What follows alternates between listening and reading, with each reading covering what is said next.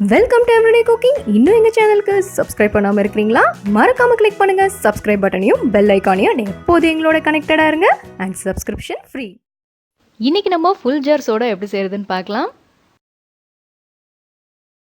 இதுக்கு ஒரு teaspoon sabja seeds எடுத்துக்கோங்க. இதில் கொஞ்சமாக தண்ணி விடுங்க, இது நல்லா ஊறட்டும்.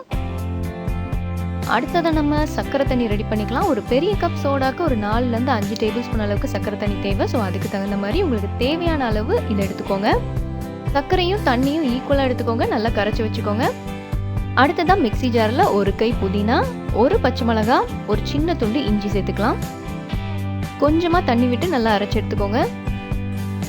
இது மைய அரைப்படணும் அப்படிங்கிறது கிடையாது. ஸோ எவ்வளோ தூரம் அரைப்படுதோ அப்படியே எடுத்துக்கலாம். இது இப்போ ஒரு சின்ன கிளாஸில் ஒரு ஸ்பூன் ஆட் பண்ணுங்கள்.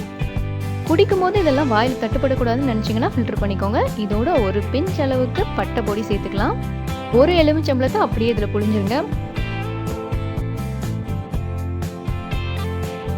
இதோட ஒரு 1/4 டீஸ்பூன் உப்பு, ஊற வச்ச சப்ஜா விதைங்க ஒரு 3லேருந்து 4 டீஸ்பூன் சேர்த்துக்கலாம். கடைசியாக சர்க்கரை தண்ணி ஒரு 4-5 டீஸ்பூன் சேர்க்கலாம்.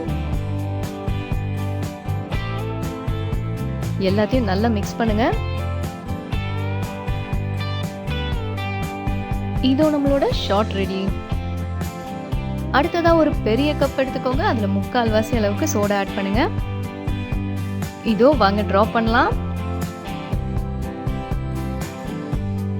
இதோ சூப்பரா பொங்கிருச்சு. ஃபுல்ஜார் சோடா சூப்பரா ரெடி ஆயிடுச்சு.